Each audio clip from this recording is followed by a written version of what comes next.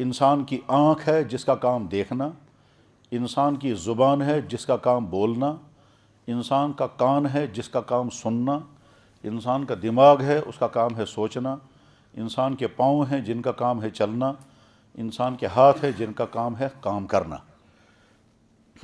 یہ وہ وسائل ہیں جو اللہ نے جسمانی اعتبار سے عطا کیے ہیں اور یہ سب کو نظر آتے ہیں۔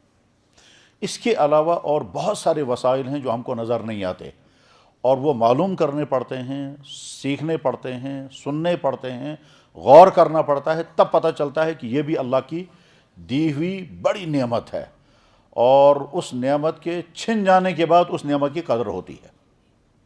مثلا بھوک لگنا، پیاس لگنا، کھانا کھانے کے بعد بھوک مٹ جانا، پانی پینے کے بعد پیاس مٹ جائے، انسان نیند آتی ہے، نیند نعمت ہے یہ ہر آدمی جانتا ہے، لیکن نیند آنے کے بعد نیند سے انسان کی باڈی کو جو ہونا چاہیے وہ ہو جائے۔ اس کی مثال اس سے سمجھ میں آ جائے گی کہ کبھی کبھی انسان کہتا ہے میں نے کھانا کھایا لیکن لگتا ہے میں نے کھایا ہی نہیں، میں سویا ہوں لیکن مجھے لگتا ہے میں نے نیند کی ہی نہیں۔ اس کا مطلب یہ ہے کہ نیند سے جو فائدہ ہونا چاہیے تھا وہ نہیں ہوا۔ یہ بات اور اچھی طرح سے سمجھ میں آئے گی۔ اللہ حفاظت فرمائے، ایک بیماری ایسی بھی ہے جس میں انسان پیشاب کرنے کے بعد بھی سیٹسفائی نہیں ہوتا ہے کہ میں نے پیشاب کیا، اور لگتا ہے کہ میں نے کیا نہیں، اس لیے جو ہی اٹھ کر کے چلنے لگتا ہے تو اس کے بعد پھر اس کو تقاضا ہوگا کہ نہیں شاید میں نے نہیں کیا، پھر واپس بیٹھے گا۔ پیشاب کرنے کے باوجود اطمینان نہیں ہوگا، وضو کرنے کے باوجود اطمینان نہیں ہوتا ہے کہ میرا وضو ہو گیا، 2.5 3 گھنٹے تک انسان غسل کرتا ہے اور اطمینان نہیں ہوتا کہ میں نے غسل کر لیا۔ 6 بالٹیاں پانی استعمال کرے گا، پوری صابن ختم کر دے گا، اور اس کے بعد بھی اطمینان نہیں ہوتا ہے کہ میں نے کیا۔ تب پتہ چلتا ہے اطمینان ہونا بھی اللہ کی ایک بڑی مہربانی ہے۔ یہ جو وسائل اللہ نے عطا کیے ہیں، ان وسائل میں سے ایک اہم ترین وسیلہ ہے عقل۔ اس عقل کا کام ہے سوچنا۔ اس سوچنے کے پھر ہزاروں کام ہیں، کیا کیا سوچنا ہے، لیکن اس وقت ہمیں جو اپنی عقل سے کام لینا ہے وہ یہ ہے، بس وہی اس وقت کا موضوع ہے۔ وہ یہ کہ ہم اپنی عقل کو استعمال کر کے سوچیں کہ اللہ نے ہمارے ساتھ کیا کیا معاملہ کیا ہے، یعنی اللہ نے ہمیں کو کیا کیا دیا ہے۔ تو اس کے لیے ضروری ہے پہلے یہ بھی سمجھیں ہم کہ دنیا میں انسان کن کن چیزوں سے محروم ہیں، اور وہ چیز اللہ نے ہمیں دی ہے۔ دنیا میں 6 یا 7 ارب انسان ایمان سے محروم ہیں، اور اللہ نے ایمان ہمیں دولت عطا فرمائی۔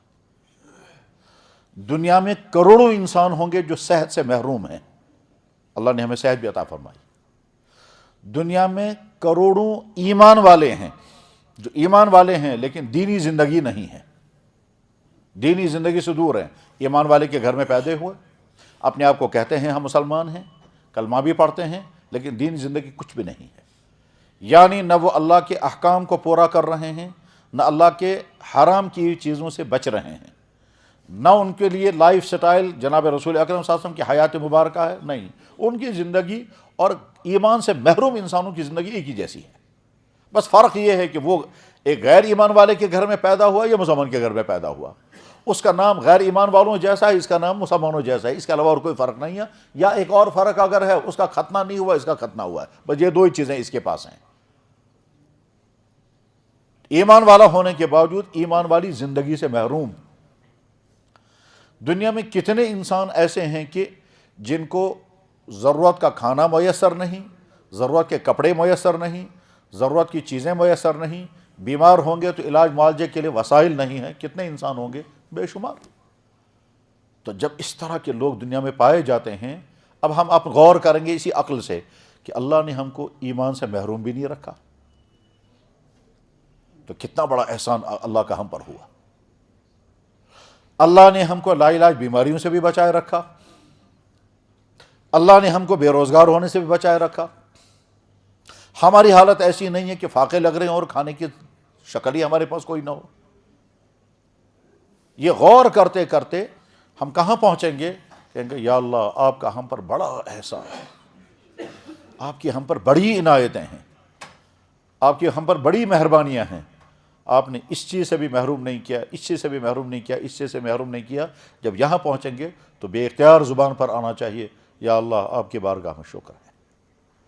چنانچہ جناب رسول اکرم صلی اللہ علیہ وسلم کی زبان مبارک سے اکثر الحمد ہی آتا تھا۔ خطبہ پڑھتے تو الحمد، کھانا کھائے تو الحمد، سوئے تو الحمد، نیند سے جاگے تب بھی الحمد، مصیبت سے ہر جگہ الحمد، کیونکہ ہر وقت وہ محسوس کرتے تھے یا اللہ کی مجھ پر عطائیں کیا کیا ہیں، اللہ کی مجھ پر مہربانیاں کیا ہیں، اللہ کی عنایتیں مجھ پر کیا کیا ہیں۔ ظاہر ہے جناب رسول اکرم صلی اللہ علیہ وسلم کی ذات اقدس پر اس کائنات میں جتنی عنایتیں ہیں اتنی کسی پر بھی نہیں ہیں،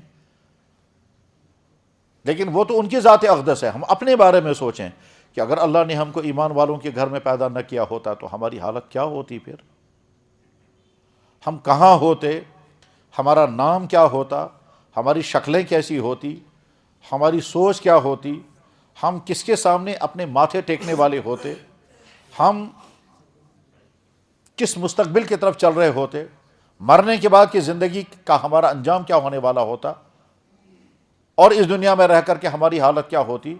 یہ سب کچھ جو اس وقت ہے یہ صرف اس لیے ہے کہ ہم ایمان والے کے گھر میں پیدا ہوئے۔ یہ سب کچھ نہ ہوتا اگر ہم ایمان والے کے گھر میں پیدا نہ ہوتے۔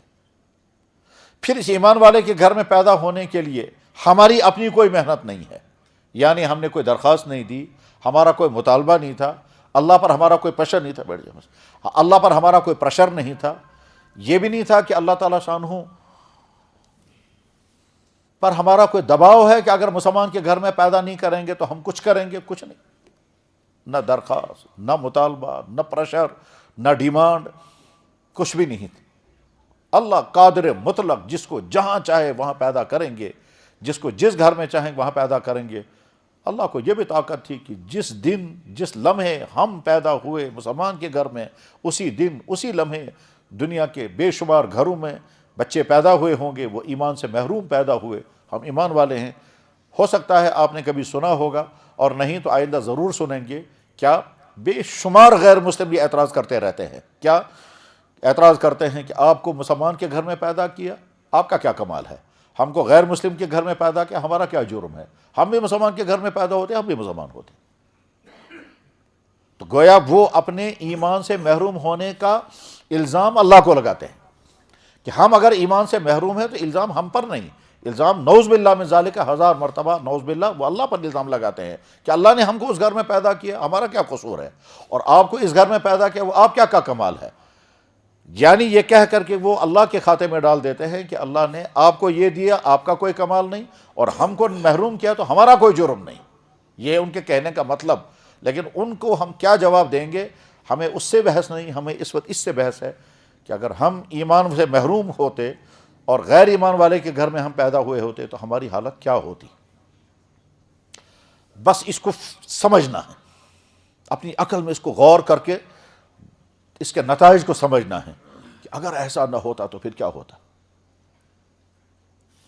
جناب رسول اللہ صلی اللہ علیہ وسلم ایک دعا پڑھتے تھے، الحمدللہ الذی ہدانا لہذا وما کنا لنہتدی لولا ان ہدانا اللہ۔ میں شکر گزار ہوں اس اللہ کی بارگاہ میں جس نے مجھے یہ عطا کیا، اللہ نہ دیتے تو مجھے نہ ملتا۔ ہماری عقل ہم سے مطالبہ کرتی ہے، اس پر سوچو کہ اگر ایمان والے کے گھر میں پیدا نہ ہوئے ہوتے تو کہاں ہوتے، کس حال میں ہوتے، کیا کر رہے ہوتے، کیا کیا کھاتے، اور سب سے بڑی بات یہ ہے کہ تمہارا ماتھا کس کس کے سامنے ٹک رہا ہوتا۔ ظاہر ہے دنیا میں جتنی باقی قومیں ہیں، وہ قومیں جو جو کچھ کرتی ہیں، ہم اگر اسی کمیونٹی میں پیدا ہوتے تب وہ یہ کرتے ہیں۔ اگر ملحدین میں پیدا ہوتے، ایتھیسٹوں میں، تو ہم بھی وہی ہوتے، ہم کہتے ہیں کوئی خدا نہیں، جیسے وہ لوگ کہتے ہیں۔ اور ہو سکتا ہے اپنے آپ کو بڑا مطمئن سمجھتے کہ ہم تو سکالر ہیں، ہم تو کچھ ہیں، ہم تو کچھ ہیں، جیسے وہ لوگ سمجھتے ہیں۔ ان کے ذہنوں میں رہتا ہے کیا ہم تو بہت ہائی کلاس کے تھنکر ہیں، یہ تو بیچارے بیکورڈ نچلی درجے کے لوگ ہیں، اور وہ فخر کے ساتھ کہتے ہیں ہم نہیں مانتے اس کو ریزن کے بغیر، ہم نہیں مانتے لاجک کے بغیر، ہم نے آپ کو خدا کو دیکھا نہیں، ہم کیوں مانیں گے۔ ہم بھی انہی میں سے ہوتے، انہی پاگلوں میں سے ہوتے ہم بھی، جن پاگلوں کا کہنا یہ ہے کہ دنیا کی کوئی چیز تو خود نہیں بن سکتی، ہاں کائنات خود ہی بنی ہے۔ دنیا کی کوئی چیز خود تو نہیں بن سکتی، ہاں کائنات خود ہی بنی ہے، یہی کہتے ہیں وہ۔ تو ہم بھی انہی میں سے ہوتے، یا ہوتے ان میں سے جو پتھروں کو بھی خدا مانتے ہیں اور اپنے ہاتھ سے بنائیں گے، پھر کہیں گے یہی خدا ہے۔ تو اللہ نے اس میں بھی نہیں رکھا۔ یا ہوتے ان میں سے کہ جو دنیا کی جتنی قومیں، ایسے بھی دنیا میں قومیں ہیں کہ جو کہتے ہیں کوئی کریٹر ہے ہی نہیں، جیسے بدھسٹ، جیسے جینی، ایسے بھی ہیں جو کہتے ہیں کروڑوں ہیں، ایسے بھی ہیں جو کہتے ہیں 2-3 ہیں، ایسے بھی ہیں جو کہتے ہیں، غرض یہ کہ ان میں سے کہیں بھی ہم ہوتے، لیکن اللہ نے، آپ کو شاید معلوم ہوگا، نہیں تو معلوم ہونا چاہیے کہ دنیا میں 4,500 مذہب ہیں، ایک تحقیق یہ ہے، اور ایک تحقیق نے 5,500 مذہب ہیں، چھوٹے بڑے سارے مذہبوں کو جب کاؤنٹ کیا گیا تو اس میں بڑے بڑے مذاہب بھی ہیں، چھوٹے چھوٹے مذاہب بھی ہیں، تعداد ان کی بنتی ہے 4,500 یا 5,500، اور ہر مذہب والا اپنی جگہ خوش ہے کہ ہمارا مذہب سچا ہے، اچھا ہے، درست ہے وغیرہ، وہ سارے اپنی جگہ مطمئن ہیں، لیکن ہمیں اپنے بارے میں جو غور کرنا ہے وہ یہ کہ اللہ نے ہم کو ان میں سے کہیں پیدا نہیں کیا، ہم کو تو پیدا کیا اس دین میں جس کا نام اسلام، جس اسلام کا پہلا نعرہ ہے اس کائنات کا خالق و مالک ایک اللہ، جس کا دوسرا نعرہ ہے اس کائنات کے انسانوں کے لیے رہبر بنا کر بھیجے گئے محمد رسول اللہ، اس کائنات کے لیے انسانوں کے لیے ہدایت کے لیے جو کتاب بھیجی اس کا نام ہے قرآن۔ یعنی ہم مسلمان اعلان کر کے کہتے ہیں کائنات کا خالق و مالک ایک اللہ، کائنات کے انسانوں کے لیے رہبر ہے محمد رسول اللہ، انسانوں کی ہدایت کے لیے اللہ نے جو کتاب بھیجی وہ قرآن، اور آخرت ہماری منزل ہے۔ کسی قوم کے پاس ایسا معبود نہیں جیسا ہمارا، کسی قوم کے پاس ایسا نبی نہیں جیسا ہمارا، کسی قوم کے پاس ایسی کتاب نہیں جیسی ہماری، کسی قوم کے پاس ایسا لائف سٹائل نہیں جیسا ہمارا، کسی قوم کے پاس ایسا بیلنسڈ دین نہیں ہے جیسا ہمارا۔ بیلنسڈ دین، کہ بیلنسڈ دین میں ابھی سمجھا نہیں سکتا، بالکل متوازن دین جیسا ہونا چاہیے ویسا کسی قوم کے پاس نہیں ہے، اور کسی قوم کے پاس وہ دین نہیں جس کے بارے میں اللہ اعلان کرتے ہو مجھے یہ دین پسند ہے، کسی کے پاس نہیں۔ صرف ہمارا دین دین حق ہے جس کے بارے میں اللہ اعلان کر کے کہتا ہے مجھے یہی دین چاہیے اور کوئی نہیں۔ ان الدین عند اللہ الاسلام، اور اللہ فرماتے ہیں اس اسلام کے علاوہ کوئی اور لے کر آؤ گے تو مجھے قبول نہیں۔ وَمَن يَبْتَغِ غَيْرَ الْإِسْلَامِ دِينًا فَلَن يُقْبَلَ مِنْهُ، اسلام کے علاوہ کوئی اور دین لے کر کے آؤ گے تو مجھے قبول نہیں۔ ایک مرتبہ جناب رسول اکرم صلی اللہ علیہ وسلم کی خدمت میں حضرت فاروق اعظم آئے، اور فاروق اعظم جہاں رہتے تھے ان کے پڑوس میں کوئی یہودی بھی تھا مدینہ شریف میں، تو یہودی کبھی کبھی ان کو تورات کی آیتیں سناتے تھے۔ ایک دفعہ حضرت فاروق اعظم وہ تورات کی آیتیں لے کر حضور کے پاس آ گئے، اور اللہ کے نبی علیہ السلام کو تورات سنانے لگے۔ اللہ کے نبی علیہ السلام خاموش سنتے رہے، اور فاروق اعظم تورات کے اوراق میں حضور کو سنا رہے تھے تورات میں کیا کیا لکھا ہوا ہے۔ ان کو نہیں معلوم تھا کہ اللہ کے نبی علیہ السلام کو ناگواری ہو رہی ہے، میں تورات ان کو سنا رہا ہوں، ناگواری ہو رہی ہے۔ چنانچہ حضرت صدیق اکبر نے حضرت فاروق اعظم کو دھکا دیا، اور دھکے دے کر کے کہا، یہاں کی زبان میں کہہ کر چوکو جان مارن، آپ کی زبان میں کہیں گے تمہیں سمجھ میں نہیں آ رہا حضور ناراض ہو رہے ہیں تمہاری اس کتاب کے پڑھنے سے۔ تو جب انہیں دیکھا حضور کے چہرے انور کی طرف تو محسوس ہو گیا کہ حضور ناراض ہے، مگر میں تو تورات سنا رہا تھا۔ حضرت فاروق اعظم سمجھے کہ شاید اللہ کے نبی علیہ السلام محسوس کر رہے ہیں کہ میں یہودی کی طرف مائل ہو رہا ہوں، اس لیے میں تورات لے کر آیا ہوں۔ حضرت فاروق اعظم کے ذہن میں یہ بات آئی کہ شاید جناب رسول اکرم صلی اللہ علیہ وسلم یہ سمجھ رہے ہیں میرے تورات کے ورق لانے سے کہ میں یہودیت کو اچھا سمجھ رہا ہوں، میں یہودی مذہب کی طرف مائل ہوں، اس لیے حضور ناراض ہو گئے ہیں، حالانکہ میں یہودی مذہب کی طرف مائل نہیں ہوں۔ لہذا حضرت فاروق اعظم نے صفائی دی، اور صفائی دیتے ہوئے انہوں نے کیا کہا، رضیت باللہ ربا وبالاسلام دینا وبمحمد نبی و رسولا، میں اللہ کو اپنا رب مانتا ہوں، آپ میرے نبی ہیں، دین اسلام میرا دین ہے۔ تورات کے اوراق سنانے کا مطلب حضرت یہ نہیں ہے کہ میں اس کی طرف مائل ہوں، بس یہ ان کا کہنے، صفائی دینی تھی، دے دی انہوں نے صفائی۔ اب جناب رسول اکرم صلی اللہ علیہ وسلم نے کیا فرمایا، فرمایا اگر موسیٰ بھی زندہ ہوں گے تو کوئی چارہ ان کے پاس نہیں ہے، میرا دین ماننا پڑے گا۔ لو کان موسیٰ حیاً، تم تورات لے کر مجھے سنا رہے ہو، اگر موسیٰ بھی آ جائیں جن کی تورات، جن کو کتاب نہ، لو کان موسیٰ حیاً، اگر موسیٰ بھی زندہ ہوں گے، لما وسعوا الا اتباعی، ان کے لیے بھی ایک ہی راستہ ہے کہ میری اتباع کریں گے۔ تو اللہ نے ہمارے ساتھ معاملہ یہ کیا، وہ دین حق ہمیں عطا فرمایا۔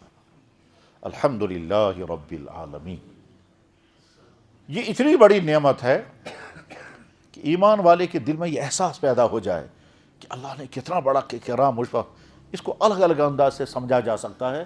چلو ایک حدیث سنیں، اس سے شاید اور ہمیں اندازہ ہو جائے گا کہ اللہ نے ہم پر کتنا کرم فرمایا ہے۔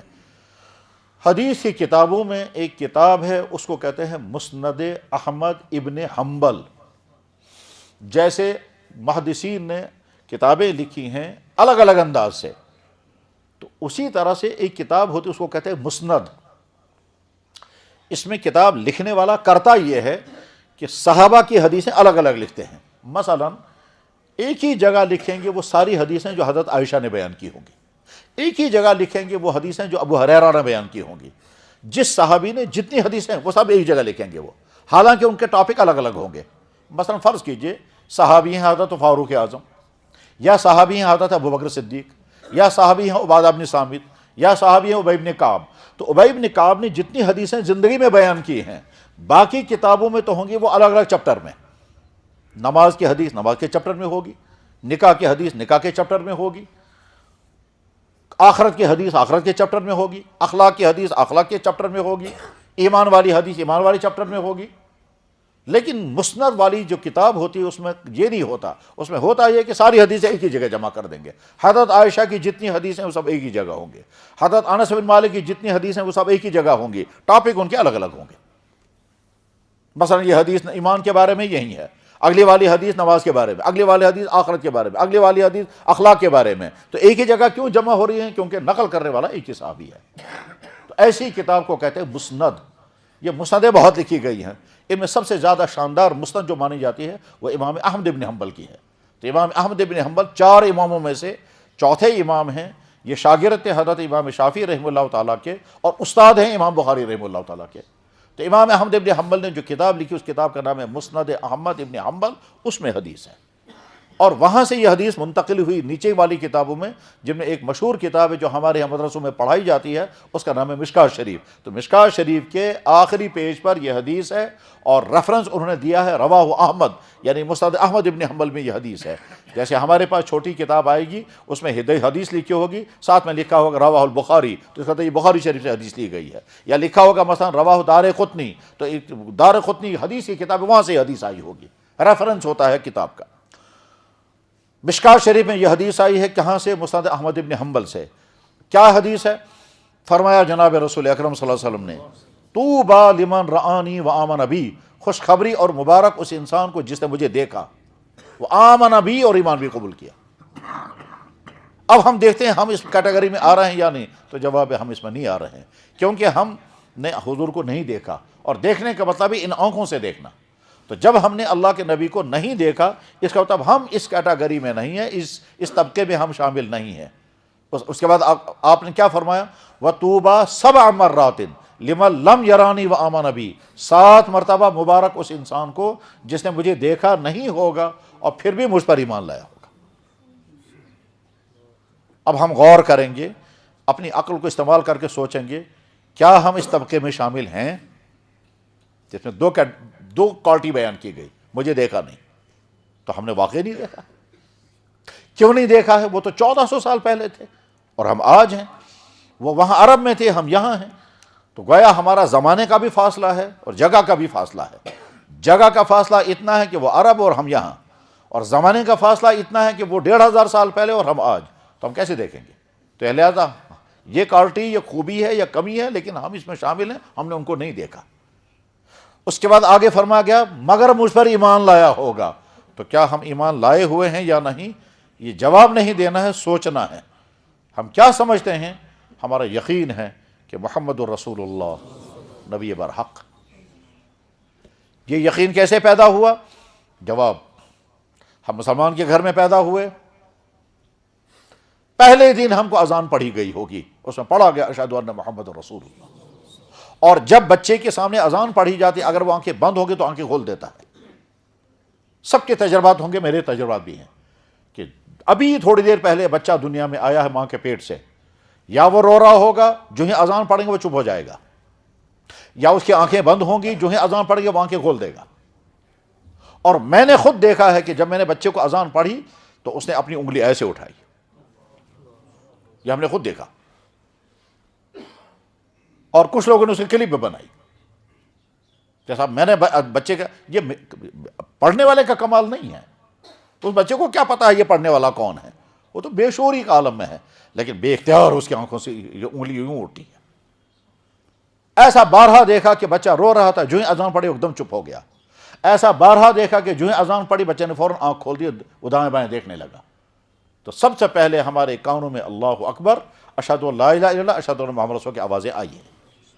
اس کے بعد جب ہم شعور کی زندگی میں آگے اور ہمارے ماں باپ نے ہم سے کہا مسلمان ہیں، بلکہ ایسا بھی ہو سکتا ہے کہ ہم جب بولنا ہم نے شروع کیا تو سب سے پہلے ہماری زبان پر اللہ آیا ہوگا۔ میں درمیان میں ایک بات سمجھانا چاہوں گا، جن کے رشتے ابھی نہیں ہوئے، جب رشتے آپ کے ہو جائیں گے، پھر جب اللہ تعالیٰ اولاد عطا کریں گے، پھر اولاد جب دنیا میں آئے گا تو کوشش یہ کرو کہ اس بچے کی زبان پر سب سے پہلا لفظ اللہ آ جانا چاہیے، اور آئے گا۔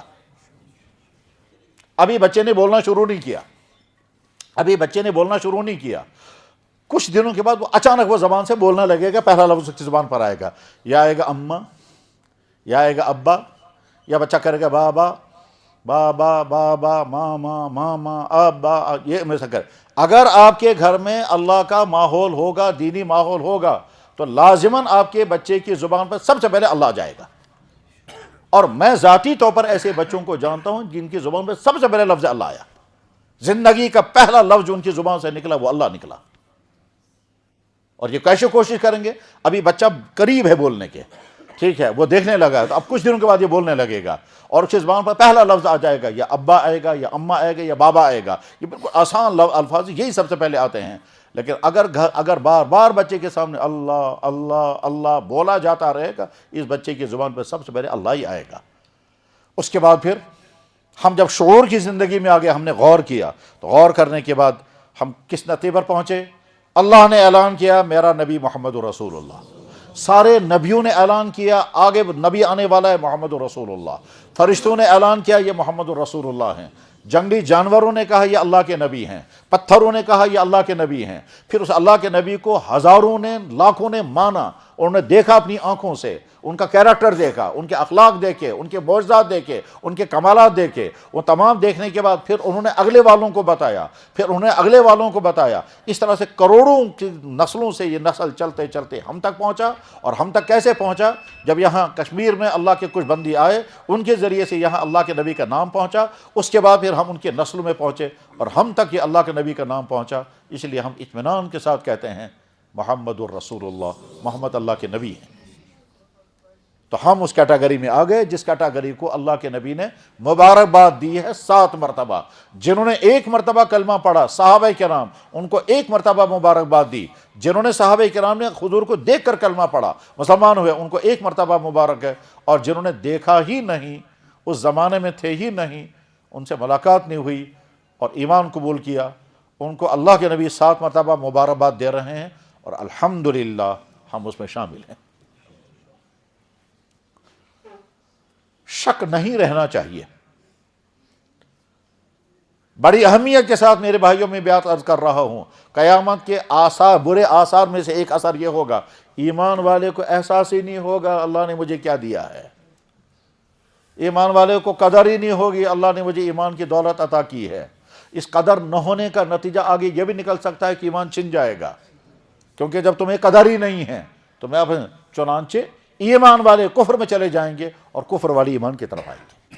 اس وقت ساری دنیا میں صورتحال یہی چل رہی ہے، کیا ایمان والے کفر کی طرف جا رہے ہیں اور کفر والے ایمان کی طرف آ رہے ہیں۔ مسلمانوں کے گھر میں پیدا ہونے والے بچے اللہ کی ذات پر شک کر رہے ہیں، اور غیر ایمان والے جو ہیں وہ اللہ کو مان کر ادھر آ رہے ہیں۔ ساری دنیا کا ایک بڑا منظر یہی ہے، اور یہ اللہ کے نبی نے فرمایا تھا کہ وہاں سے ادھر آئیں گے، یہاں سے ادھر جائیں گے۔ صبح کو ایک آدمی مومن ہوگا، شام کو کافر ہو چکا ہوگا، شام کو ایک آدمی مومن ہوگا، صبح کو کافر ہو جائے گا۔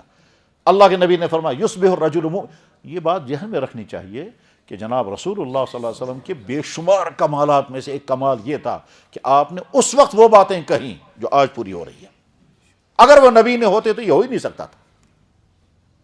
اس وقت جو بات آپ نے کہی وہ آج پوری ہو رہی ہے، تو ان کو کیسے پتا چلا 1500 سال بعد کیا ہوگا، اور آج وہ پورا ہو رہا ہے۔ اس سے بعض باتیں تو اگلے حیران ہو جاتی ہیں۔ مثلا اللہ کے نبی نے فرمایا مکہ کی بلڈنگیں یہاں کے پہاڑوں سے اوپر ہو جائیں گی۔ تو اللہ کے نبی کے زمانے میں تو کنسٹرکشن، اللہ کے نبی علیہ السلام کے زمانے میں تو انجینئرنگ اور آرکیٹیکچر ایسا تھا ہی نہیں۔ اس وقت اللہ کے نبی نے فرمایا یہاں کی بلڈنگیں یہاں کے پہاڑوں سے اوپر ہو جائیں گی، اور جن لوگوں کو اللہ نے موقع عطا فرمایا ہوگا مکہ مکرمہ جانے کا، وہ دیکھتے ہیں وہاں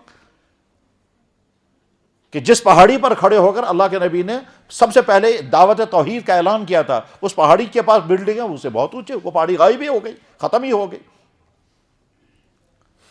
وہ پہاڑ جس کا تذکرہ قرآن بخاری شریف میں ہے، جس کا تذکرہ بخاری شریف میں جبل کوعی کے عام اور بخاری میں اس پہاڑ کا تذکرہ ہے، اس کے سامنے بلڈنگیں بہت اوپر، پہاڑ بالکل نیچے ہے۔ 1400 سال پہلے اللہ کے نبی نے یہ بات ارشاد فرمائی تھی، یا 1400 سال پہلے اللہ کے نبی نے یہ بات ارشاد فرمائی تھی کہ ایک وقت آئے گا مرد مردوں کے ساتھ اور عورتیں عورتوں کے ساتھ جنسی تعلقات قائم کریں گے۔ تو آج ساری دنیا میں ہیں، جس کو لیسبینزم کہتے ہیں یا گیزم کہتے ہیں یا LGBTQ کیا کیا کہتے ہیں۔ تو ہمارے نبی کے سچے ہونے کی ایک علامت یہی ہے کہ 1400 سال پہلے جو آپ کہہ رہے ہیں وہ آج پورا ہو رہا ہے۔ اسی میں آپ نے فرمایا تھا ایمان والا صبح کو ایمان والا ہوگا، شام کو کافر ہو جائے گا۔ مثلا ایک انسان صبح کو ایمان والا ہے کیونکہ اس نے نماز پڑھی، اس کے بعد پہنچ گیا وہ کسی ادارے میں، کسی سکول میں، کسی آفس میں، اور وہاں جا کر اس نے وہ کیا جو کفر ہے، چاہے آرڈر کی وجہ سے کیا، چاہے کنفیوژن کی وجہ سے کیا، اور چاہے اس بیچارے کو دھوکہ لگ گیا اس کرنے سے کچھ نہیں ہوتا اور وہ کر گیا وہ، اور وہ کفر ہے، تو جب وہ واپس آ رہا ہوگا تو سمجھ رہا ہوگا میں ایمان والا اب بھی ہوں، حالانکہ ایمان ختم ہو چکا ہے۔ شام کو ایک آدمی نے عشاء کی نماز پڑھی، اس کا مطلب یہ مومن ہے۔ اس کے بعد ایک دفعہ ہوا بھی کہ مجھے ایک شخص نے فون کیا رات کے تقریباً 11 بجے، کہنے لگے جناب میری بیوی بڑی اچھی ہے، بڑی اچھی نیک ہے، نماز بھی پڑھتی ہے، ٹھیک، اور اس کے بعد پھر اس نے کہا کہ لیکن اس نے کسی چیز کے بارے میں کہا کہ اگر یہ اسلام میں ہے تو مجھے یہ اسلام پسند نہیں ہے۔ کہتا ہے میں نے بیوی سے کہا اسلام میں یہ حکم ہے، اس نے کہا اگر یہ اسلام میں ہے تو مجھے وہ اسلام پسند ہی نہیں ہے، حالانکہ نماز۔ میں نے کہا اس کا مطلب تمہارا نکاح ختم ہو گیا، اس کا ایمان بھی ختم ہو گیا، اس کو فوراً کمرے سے باہر نکالو اور دوسرے کمرے میں رکھو، کل دیکھیں گے اب یہ دوبارہ جب اسلام میں داخل ہوگی تمہارا نکاح بھی ختم ہو گیا، ایمان بھی ختم ہو گیا۔ کیونکہ جب کوئی آدمی زبان سے کہے گا مجھے اسلام پسند نہیں تو ایمان ختم ہو گیا۔ کیسے ختم ہو گیا؟ تو جواب ہے ایمان ختم کن کن چیزوں سے ہوتا ہے، اس کا تو چیپٹر پورا ہے۔ جیسے اللہ کی ذات کے بارے میں کوئی کہے گا خدا گوری ظلم، ایمان ختم ہو گیا۔ یا مثلا اللہ کے نبی علیہ السلام کے بارے میں کسی آدمی نے کہا اگر نبی آج کے زمانے میں ہوتے تو ان کو سمجھ میں آتا آج کے تقاضے کیا ہیں، تو اس کا ایمان ختم ہو گیا۔ یعنی ہمارے ہاں جو چیپٹر ہوتا ہے کن کن چیزوں سے ایمان ختم ہو جاتا ہے وہ بہت نازک ہے، سارا ہم کھولتے بھی نہیں ہیں۔ کیوں؟ آج کے بے شمار ایمان والے اس میں مبتلا ہیں۔ مجھے آدمی نے فون کیا، کہنے لگا جناب امام صاحب دعا کر رہے تھے، دوسرے آدمی نے حمام میں کھڑے ہو کر کہتا امام صاحب کچھ تم دعا کرن یا کو خدا چ بوزاں، تو میرے کو تو ایمان ختم ہو گیا۔ سیلاب آیا، ایک شخص کہتا ہے خدا کو کنٹرول ہی نہیں اب کائنات پر، اس کو چاہیے استعفیٰ دے دے گا، تو ایمان ختم ہو گیا۔ کن کن چیزوں سے ایمان طاقتور بھی ہے، قیمتی بھی ہے، نازک بھی ہے، اور ایسی غلطیاں ہو سکتی ہیں جن غلطیوں کی وجہ سے جناب ایمان ختم ہو جائے گا۔ غیر ایمان والوں کی کوئی چیز اپنائیں گے ایمان ختم ہو جائے گا، مثلا ٹیکا کریں گے ایمان ختم ہو جائے گا، سلیب گلے میں لٹکائیں گے ایمان ختم ہو جائے گا، ہاتھوں میں کفر کے دھاگے باندھیں گے ایمان ختم ہو جائے گا، کوئی وہ والی کفر والی چیز زبان سے بولیں گے تو ایمان ختم ہو جائے گا، اور آدمی کو پتہ بھی نہیں رہتا ہے۔ تو جناب رسول اللہ صلی اللہ علیہ وسلم نے فرمایا ایک وقت آئے گا ایمان والے کفر کی طرف جائیں گے اور کفر والے ایمان کی طرف آئیں گے۔ چنانچہ آج بھی ان حالات میں جبکہ ساری دنیا میں سب سے زیادہ لکھا اور بولا جاتا ہے اسلام کے خلاف، اور آج بھی ساری دنیا میں سب سے زیادہ لکھا اور بولا جاتا ہے جناب رسول اکرم صلی اللہ علیہ وسلم کی ذات اقدس کے خلاف، اس کے باوجود بھی دنیا میں سب سے زیادہ لوگ کس کی طرف آ رہے ہیں؟ اسلام کی طرف۔ اور وہ مسلمانوں کا کارنامہ نہیں ہے، وہ تو اسلام کی اپنی خوبیاں ہیں۔ جو بھی اسلام کو پڑھتا ہے وہ اسلام مائل ہو جاتا ہے، قائل ہو جاتا ہے۔ اس میں بڑے بڑے اسلام کے مخالفین وہ بتاتے بھی ہیں کہ ہم اس طرح سے اسلام کے خلاف کام کر رہے تھے۔ ہر طبقے میں پائے گئے ایسے افراد کہ جو اسلام کے خلاف کام کرتے تھے، جب انہوں نے اسلام کو پڑھا تو اسلام کے اسیر ہو گئے، پھر بے دھڑک ہو کر کے اسلام قبول کرتے ہیں۔ ساری دنیا میں ایسے منظر سامنے آتے رہتے ہیں، اس میں بڑے بڑے پادری ہیں، بڑے بڑے دوسرے طبقات کے لوگ ہیں، اس میں سکالر بھی ہیں، اس میں مذہبی رہنما بھی ہیں، اس میں اتھیس میں ہر قسم کے لوگ ہیں۔ جب اسلام کو پڑھتے ہیں تو اسلام کی طرف مائل ہوتے ہیں۔ ان کو بتایا جاتا ہے کہ آپ کوشش یہ کرو محمد رسول اللہ کی زندگی میں کیا کیا کمیاں ہیں، اس غرض کے لیے تم ان کی سیرت کو پڑھو، اور جب سیرت پڑھتے ہیں تو کمیاں تو نہیں نظر نہیں آتی، وہ بعد میں خود ہی مسلمان ہو جاتا ہے۔ آپ لوگ جو قسم قسم کے ویب سائٹیں دیکھتے ہو، یہ ویب سائٹیں بھی دیکھو جس میں لوگوں نے اسلام قبول کیا ہے، اور وہ اپنے حالات سناتے ہیں ہم نے اسلام کیوں قبول کیا. پھر وہ اپنے حالات بتاتے ہیں کہ ہم اسلام کے خلاف کیا کیا بولتے اور لکھتے تھے, ہم نبی کے خلاف کیا کیا بولتے اور لکھتے تھے. وہ شخص جس نے نبی علیہ السلام کی کارٹون بنائے وہ جا کے مدینہ شریف میں تو رو رہا تھا اور کہہ رہا تھا یا رسول اللہ میں وہ مجرم ہوں, میں نے آپ کے متعلق کارٹون بنائے تھے. اور آج وہ مسلمان بن کر وہیں ڈنمارک کے جس شخص نے کارٹون بنائے تھے حضور کی توہین کے لیے, آگے چل کر وہ مسلمان ہوا اور مسجد نبی میں روضہ اقدس پر کھڑے ہو کر کے رو رہا تھا. غرض یہ کہ اللہ نے ہم کو ایمان کی دولت عطا فرمائی ہے, ہم ایمان والے ہیں الحمدللہ ثم الحمدللہ. یہ غفلتیں چھوڑ دیجئے, سوچو ذرا, کسی کفر کے گھر میں پیدا ہوتے تو یہاں تھوڑے ہوتے.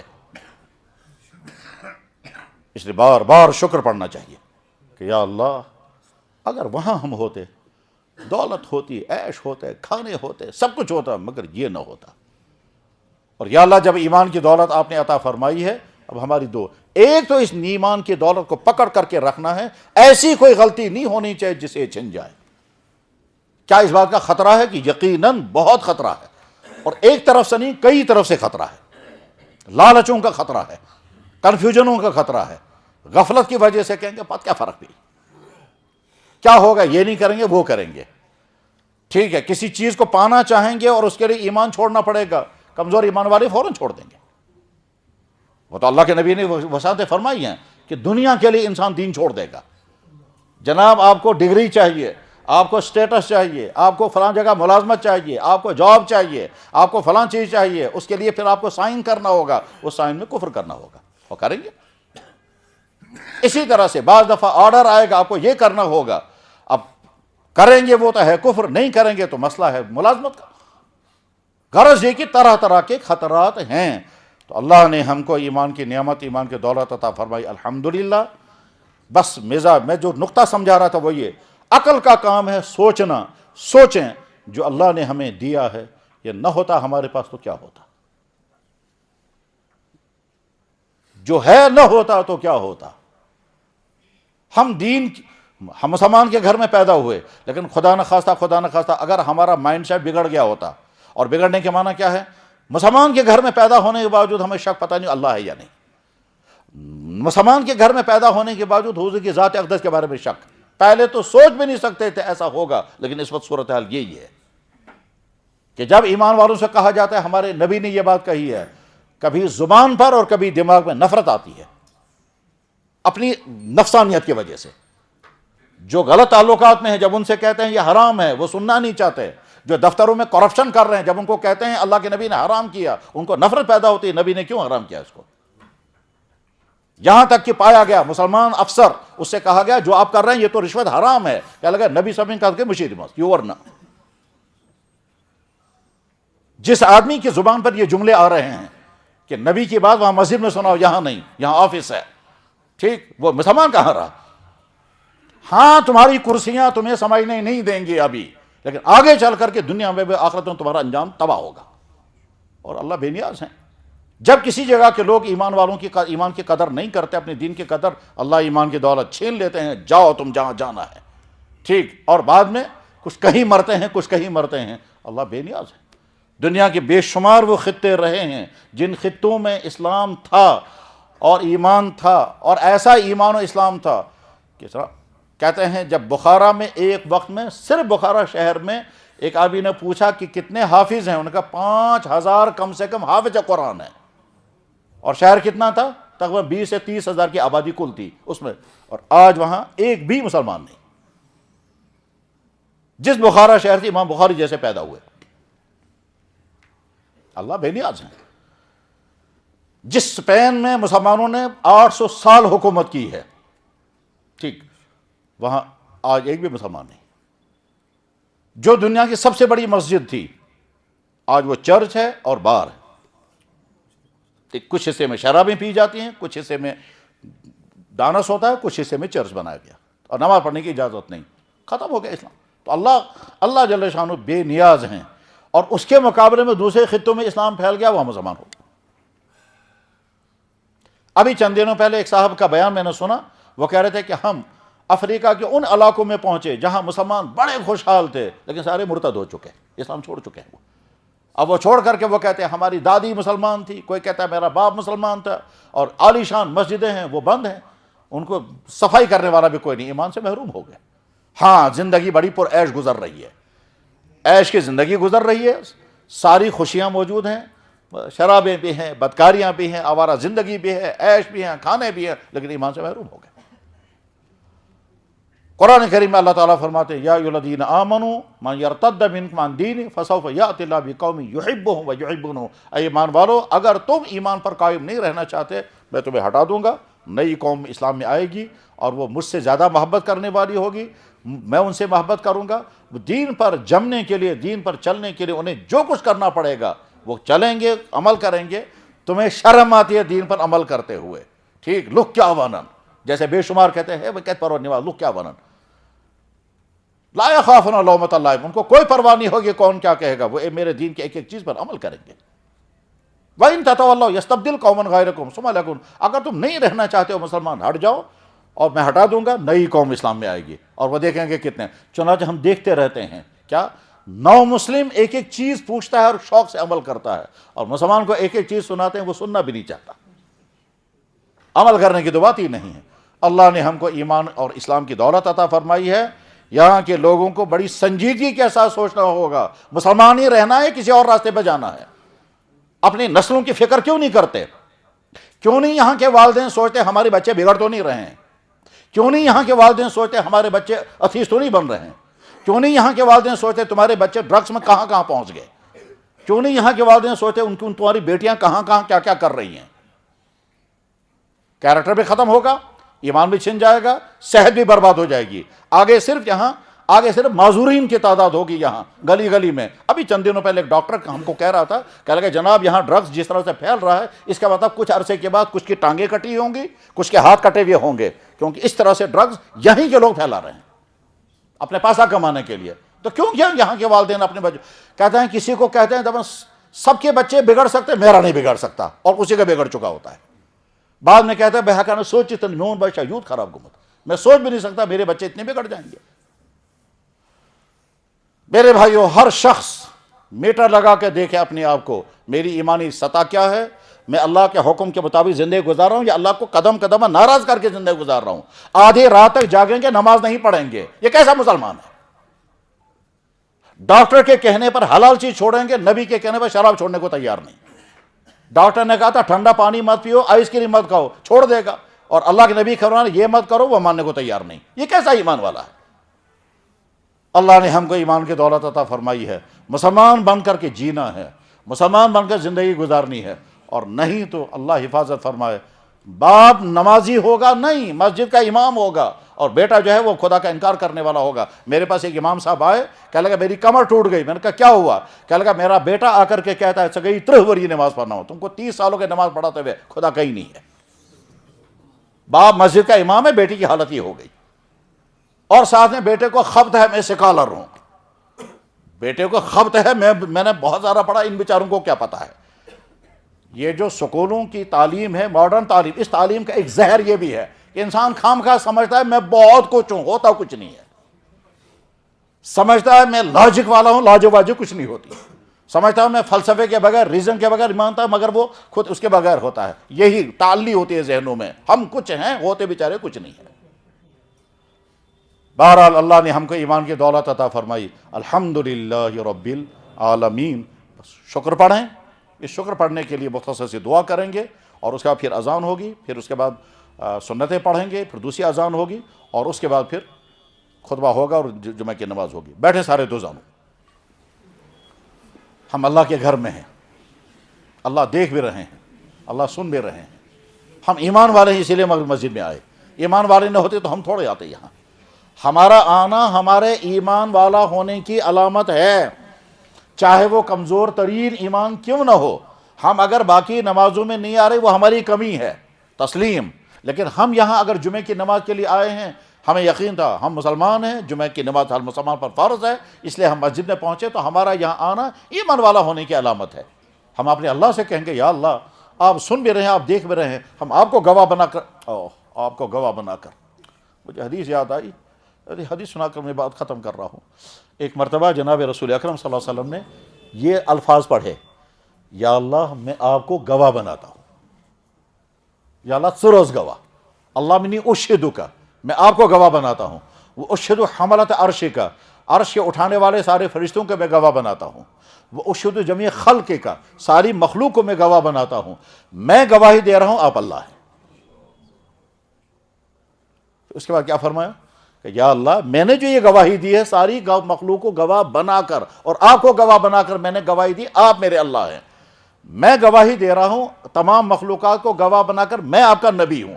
اس کے بعد آپ نے فرمایا یا اللہ میری یہ گواہی، میری یہ شہادت میرے اس امتی کے نام اعمال میں لکھ دیجئے جس نے اب تک ایسی گواہی نہیں دی۔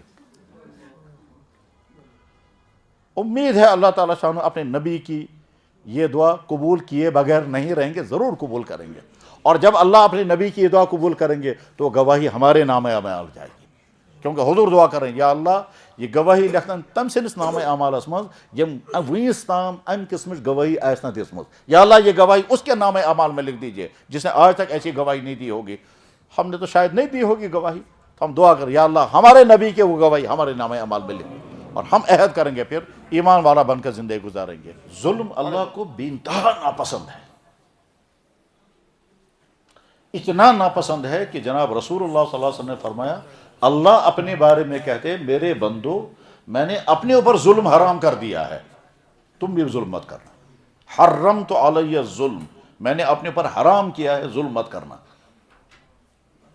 اللہ جل شانہ نے قرآن کریم میں فرمایا لعنت اللہ علی الظالمین، ظلم کرنے والوں پر اللہ کی لعنت۔ اللہ جل شانہ قرآن کریم میں فرماتے ہیں وَلَا تَحْسَبَنَّ اللَّهَ غَافِلًا عَمَّا يَعْمَلُ الظَّالِمُونَ اِنَّمَا يُؤَخِّرُهُمْ، ظلم کرنے والوں کے متعلق یہ مت سوچنا اللہ غافل بیٹھا ہے اور جو کر رہا ہے پرواہ نہیں ہے، نہیں میں ڈھیل دے رہا ہوں، مہلت دے رہا ہوں کچھ عرصے کے لیے۔ وَلَا تَحْسَبَنَّ اللَّهَ، ہرگز آپ گمان مت کریں ان اللہ غافلاً، یہ کہ اللہ تعالیٰ غافل ہیں، اما یعمل الظالمون، جو آدمی ظلم کر رہا ہے اس کے عمل سے۔ اللہ جل شانہ قرآن کریم میں فرماتے ہیں جیسا کہ میں نے آج پڑھی لعنت ظالموں پر، اللہ جل شانہ قرآن کریم میں فرماتے ہیں اللہ بندوں پر ظلم نہیں کرتے، ہاں تم ایک دوسرے پر ظلم کرتے ہو۔ اللہ کے نبی نے فرمایا الظلم ظلمات یوم القیامہ، ظلم قیامت کے دن ظلمتیں ہوں گی، اور بہت ساری آیتیں ہیں، بہت ساری حدیثیں ہیں جس میں اللہ تعالیٰ شانہ اور اللہ کے نبی ظلم کے متعلق فرماتے ہیں۔ فرمایا جناب رسول اکرم صلی اللہ علیہ وسلم من ضار ضارہ اللہ، جو دوسرے کو ضرر پہنچائے اللہ اس کو ضرر پہنچائیں گے۔ اللہ کے نبی نے فرمایا خبردار غافل مت رہنا کہ اللہ کو کچھ پرواہ نہیں ہے کون کس پر ظلم کر رہا نہیں۔ غرض ہے کہ بہت ساری آیتیں ہیں قرآن کریم میں اور بہت ساری حدیثیں ہیں جو اللہ کے نبی نے ارشاد فرمائی ظلم کی مذمت کے متعلق۔ اب میں چند جو ظلم ہمارے معاشرے میں رائج ہے انہی کا تذکرہ کرتا ہوں، لیکن پہلے اتنی بات اور سمجھ لیں، امام بخاری رحمہ اللہ تعالیٰ نے اپنی کتاب میں پورا چپٹر قائم کیا ظلم کا بیان،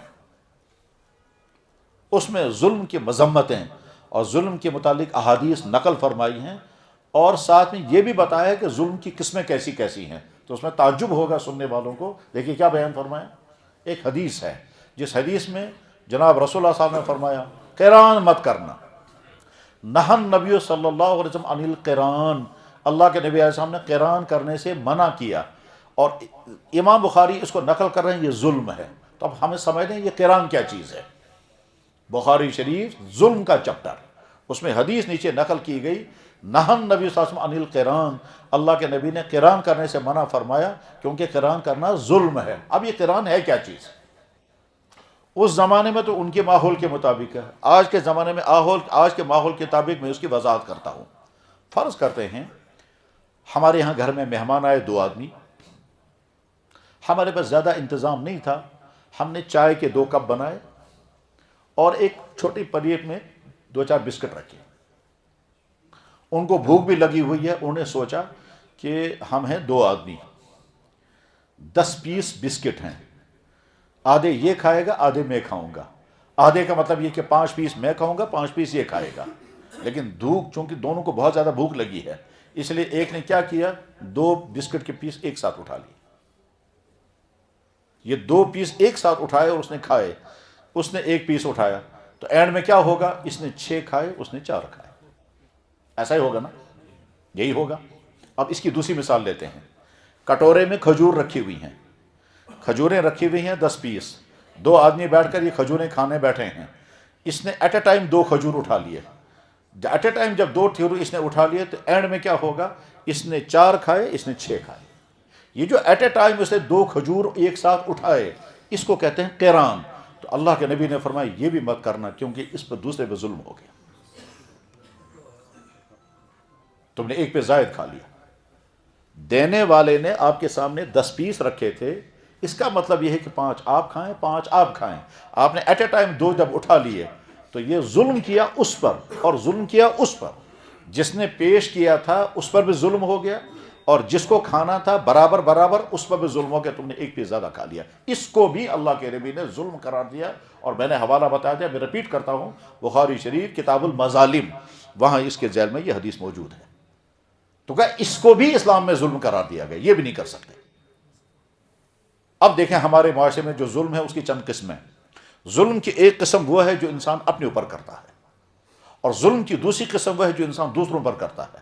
اپنے اوپر ظلم کرنے کی بہت ساری مثالیں ہیں، مثلا ہم معدے پر ظلم کرتے ہیں، اتنا کھائیں گے، ویسی چیزیں کھائیں گے جس کے نتیجے میں صحت برباد ہو جائے گی، تو انسان نے اپنے اوپر ظلم کیا، معدے پر ظلم کیا۔ ٹھیک اسی طرح سے ہم رات بھر جاگتے رہیں گے تو اپنی باڈی پر ظلم کیا، جسم چاہتا ہے مجھے آرام کرنے دو، اور ہم نے رات بھر جگہ، چاہے ٹی وی دیکھتے رہے، چاہے ویب سائٹیں دیکھتے رہے، چاہے چینل چلاتے رہے، چاہے فیس بک چلاتے رہے، رات بھر جگاتے رہے اس باڈی کو۔ یہ باڈی کہتے ہیں مجھے آرام دو، ہم کہتے ہیں نہیں آرام نہیں، اور ادھر سے یہ سوشل میڈیا جو ہے یہ نیند اڑا دیتا ہے، تو گویا ہم اپنی باڈی پر ظلم کر رہے ہیں۔ ہم اپنی باڈی کو وہ چیزیں کھلا رہے ہیں کہ جو چیزیں صرف ٹیسٹی تو ہیں، ہیلتھی نہیں ہیں، مزے کے لیے ہم چیزیں کھا رہے ہیں، اور مزے کے لیے چیزیں کھا رہے ہیں، اس سے ہماری صحت کو ڈیمیج ہو رہا ہے، لیکن ہم مزہ اٹھا رہے ہیں، آہا مزہ۔ چنانچہ جتنی مارکیٹ میں جتنی چیزیں ہیں ان میں سے اکثر صرف ٹیسٹ فل ہیں، صرف مزے کے لیے لوگ کھا رہے ہیں، صحت کے لیے نہیں۔ حالانکہ کھانے کا تعلق صحت کے ساتھ ہے، تم وہ چیزیں کھاؤ جس سے تمہاری صحت کو فائدہ ہوگا، کیونکہ تمہاری صحت کی ضرورت تمہیں ہے، تمہارے گھر والوں کو ہے۔ تم وہ چیزیں کھا رہے ہو جس میں صحت نہیں ہے، ہاں مزہ ہے، تو مزے کے لیے کھانا دراصل اپنے اوپر ظلم کرنا ہے، بیماریاں خریدنا ہے۔ اسی طرح سے اگر کسی انسان نے اپنے آپ کو بری عادتوں میں ڈالا، مثلا ڈرگس، مثلا غلط تعلقات، مثلا میوزک ڈانس، تو یہ اپنے پہ ظلم کر رہا ہے، اس باڈی کا غلط استعمال ہو رہا ہے، اس گاڑی کا غلط استعمال ہو رہا ہے، یہ ظلم ہے۔ تو ظلم کی ایک قسم وہ ہے جو انسان اپنے اوپر کرتا ہے۔ اللہ تعالیٰ قرآن کریم میں فرماتے ہیں وَيَوْمَ يَعَزُّ الظَّالِمُ، وہ دن یاد رکھنا جس دن تم ظالم اپنی انگلیوں کو کاٹو گے اور افسوس کرو گے میں نے یہ سب کچھ کیوں کیا تھا۔ تو ظلم کی ایک قسم وہ ہے جو اپنے اوپر کرنی ہے۔ ہر آدمی کو میسج مل گیا اس میں کہ ہمیں اپنی باڈی کے ساتھ کیا کرنا ہے۔ نمبر 2، وہ ظلم جو دوسروں پر کیا جائے، اس کی تو بے شمار قسمیں ہیں۔ ان میں سے وہ ظلم جو گھروں میں ہوتا ہے، والدین کی طرف سے اولادوں پر ظلم ہوتا ہے۔ بہت سارے گھروں میں کیا ہے، باپ ایک بیٹے کو پراپرٹی چپکے سے دے گا، دوسرے کو محروم کر دے گا، ٹھیک ہے۔ اسی طرح سے گھروں میں ظلم ہوتا ہے، بھائی نے پراپرٹی اپنے نام پر کرا لی، دوسرے بھائی کو محروم کر دیا، باپ کی وفات ہو گئی، اب ٹھیک طرح سے تقسیم نہیں کریں گے، کس کا کتنا حق ہے اس کو نہیں دیں گے، بلکہ ایک قدم اور آگے بڑھ کر بعض گھروں میں یہ ہوتا ہے، بڑا آدمی گزر گیا، اب ہر آدمی تھپ، ایک نے پاس بک اٹھا لیا، دوسرے نے پیش کا قبضہ کر لیا، تیسرے نے لاکر پہ دیا، چوتھا دیکھ رہا ہے بینک میں اکاؤنٹ میں کس کا کتنا پیسہ ہے، میں اس پہ ہڑپ کروں گا، یہ سوچے بغیر کہ یہ میرا حق بنتا بھی ہے یا نہیں۔ والی کی چھوڑی ہوئی چیزوں پر قبضہ کریں گے، یہ چیز پر میں قبضہ کروں گا، وہ چیز پر میں قبضہ کروں گا، یہ ظلم ہے۔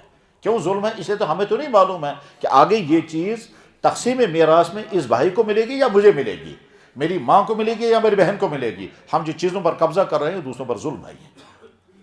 تو والدینوں کے ذریعے سے اولادوں پر ظلم ہوتا ہے۔ کبھی والدین جو ہیں وہ ایک اولاد کی طرفداری کریں گے، دوسرے پر ظلم کریں گے، بیٹیوں کی طرفداری کریں گے، بیٹوں پر ظلم کریں گے، بیٹوں کی طرفداری کریں گے، بیٹیوں پر ظلم کریں گے، ایک بیٹے کی طرفداری کریں گے، دوسرے بیٹوں پر ظلم کریں گے۔ مالی ظلم الگ ہے، رویے کا ظلم الگ ہے، اور مزاج کے محبتیں کرنے کا ظلم الگ ہے۔ اس سے بھی بچنا ہے۔ گھروں کے ظلم کی ایک بدترین قسم جو ہمارے معاشرے میں بہت زیادہ رائج ہے وہ ہے ساسوں کے ذریعے سے بہو پر ظلم۔ چنانچہ کس طرح سے یہاں بہویں ستائی جاتی ہیں، اللہ مان الحفیظ، بالکل رویے ہی الگ ہیں۔ اور بعض گھروں میں تو سارے گھر والے اس بیٹی پر ظلم کرتے ہیں جو دوسرے گھر سے آئی ہے، اور آگے چل کر جب یہ ساس بنتی ہے تو کہتے ہیں اب میرے ہاتھ میں چمچہ آ گیا، اب میں وہی کروں گی۔ چنانچہ یہ جب تک بہو تھی تب تک ظلم سہتی رہی، اب جب یہ ساس بنتی ہے تو آنے والی بہو پر ہی ویسے ظلم کرتی ہے۔ چنانچہ بے شمار گھروں میں بہویں جو ہیں وہ آنسو بہاتی رہتی ہیں ہم پر کیا کیا ظلم ہو رہا ہے۔